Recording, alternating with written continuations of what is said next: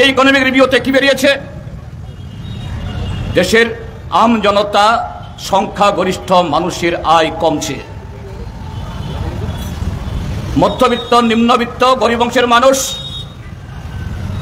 তাদের যে আয়, যারা বাধা বেতন পান বা যারা অসংগঠিত, নির্দিষ্ট কোনো আয় নেই, তাদের সেই আয় দিয়ে সংসার চালাতে পারছে না, হিমশিম খাচ্ছে। আর এই রিপোর্টের দ্বিতীয় গুরুত্বপূর্ণ অংশ হল কর্মসংস্থানের সুযোগ কমছে। কি সরকারি, কি বেসরকারি, কি সংগঠিত, কি অসংগঠিত, কোনো ক্ষেত্রেই নতুন কর্মসংস্থান হচ্ছে না। তারই ভিত্তিতে বা তারপরেই এই বাজেট পেশ হলো। রেডিও, টেলিভিশন সব সরকারের নিয়ন্ত্রণে, পুঁজিপতিদের তল্পিবাহক, নানা প্রচার করছে। কিন্তু ঘটনা কি?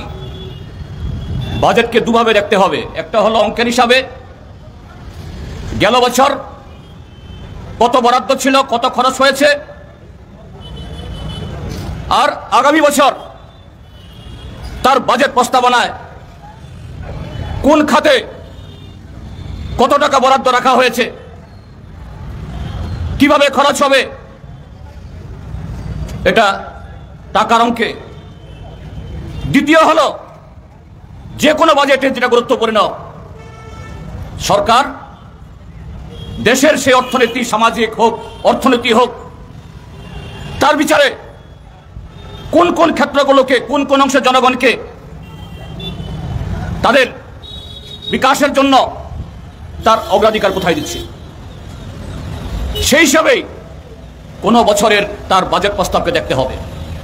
1 লক্ষ কোটি টাকার উপরে সরকার অর্থের যোগানই করতে পারেনি, বরাদ্দই করতে পারেনি, সীমান্তগুলোতে খরচ করতে পারেনি। এবং সেগুলো কোন খাত? কৃষি, খাদ্য নিরাপত্তা, সোশ্যাল ওয়েলফেয়ার, তফসিলি জাতি, তফসিলি উপজাতি কল্যাণ, ওবিসি কল্যাণ, শিক্ষা, স্বাস্থ্য, এই সমস্ত খাতগুলোতে 2024-25 অর্থবর্ষ, অর্থাৎ এই যে চলতি অর্থবর্ষে 1 লক্ষ কোটি টাকা সরকার বরাদ্দ করেনি। অর্থাৎ এই টাকা আসবে না। কিন্তু